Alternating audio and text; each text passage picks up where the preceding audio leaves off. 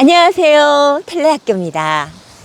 삐아제도 지능검사를 연구했던 사람이에요. 처음에는 생물학으로 학위를 땄지만 비넨 연구소에 들어가서 지능검사를 연구하게 됩니다.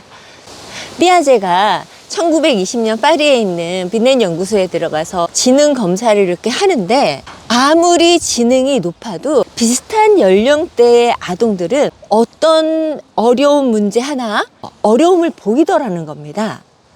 그래서 삐아제는 지능 검사 말고 다른 연구 방법을 선택해요.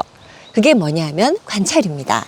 삐아제에게 3자녀가 있었거든요. 그 3자녀를 관찰하고 나오는 공통적인 요소들을 범주화하면서 4단계 이론을 만들죠. 지능이 높고 낮음이 아니라 사고의 질이 달라지면서 단계가 변한다, 이런 말이거든요. 우리가 앞에서 얘기했던 전 조작기를 거치면 구체적 조작기, 그 다음에 형식적 조작기, 이렇게 간다, 이런 것처럼 말입니다. 그러면서 그는 어린이에게는 선천적으로 발달할 수 있는 시간표, 계획표를 가지고 있다라는 유전 인식론을 주장해요. 저는 이것을 동의합니다. 저는 이와 유사하게 어린이의 성장은 자연 발생적으로 이루어지는 면이 있다라고 얘기합니다. 지능이라는 것은 이제 검사를 해보면 표준 분포 곡선을 그리지요. 100이라는 평균치도 사실 가상의 숫자이긴 합니다만, 평균치를 가지고 그것보다 더 높이 있는가 낮게 있는가 이렇게 그립니다. 우리 어린이들도 그 분포 속 어딘가에 있겠죠.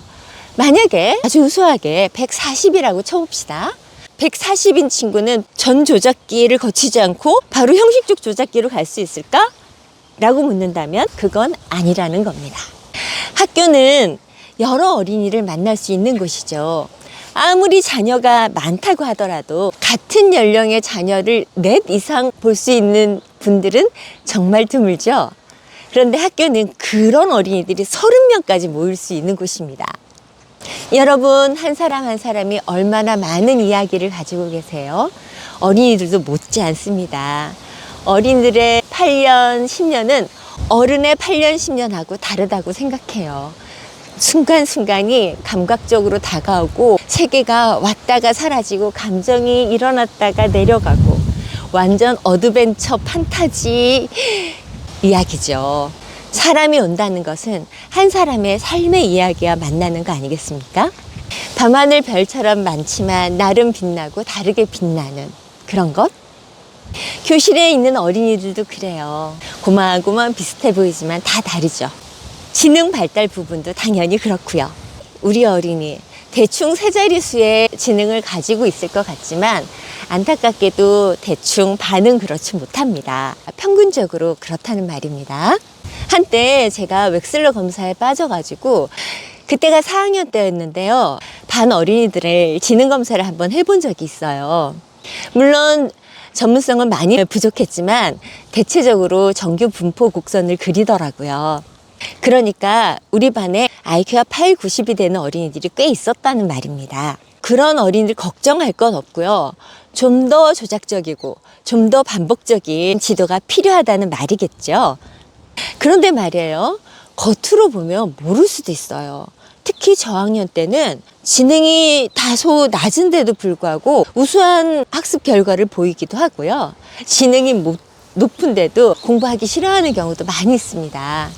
타고난 지능이 높지 않은데 공부를 잘하니 다행이다 싶은 부분도 있지만, 사실 좀 안타까운 부분도 있어요.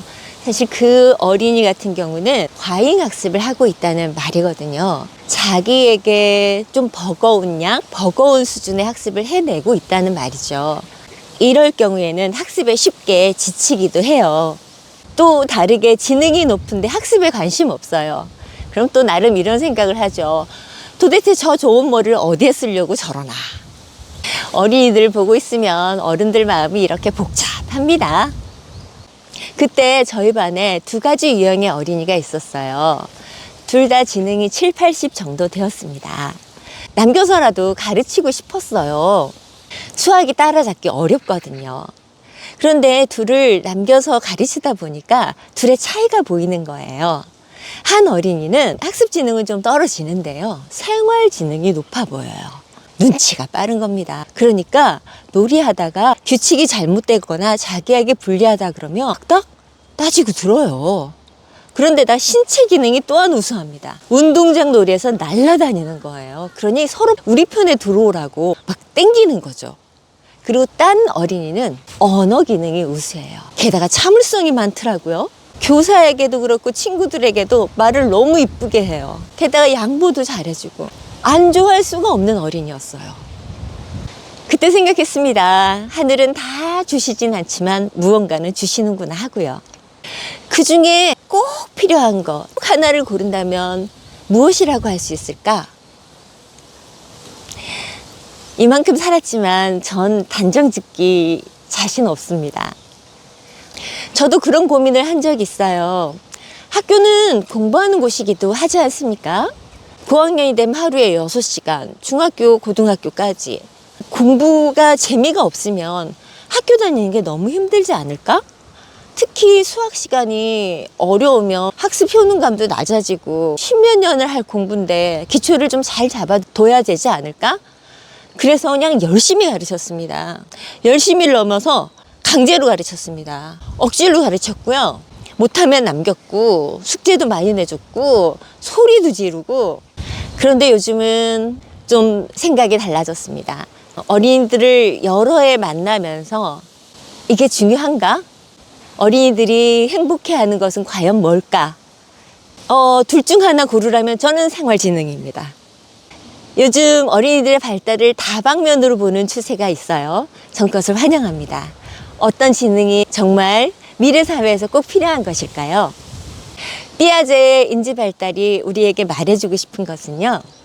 교사는 지식의 전달자가 아니라 어린이에게 세상을 안내하는 안내자가 되어야 된다는 것입니다.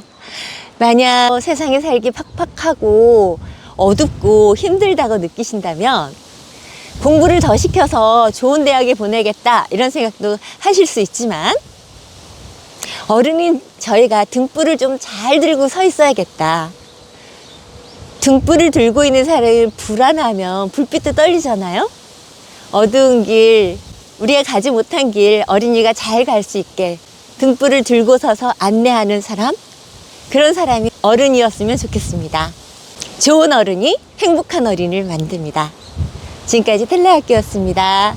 구독, 좋아요, 알림 설정 부탁드려요. 안녕.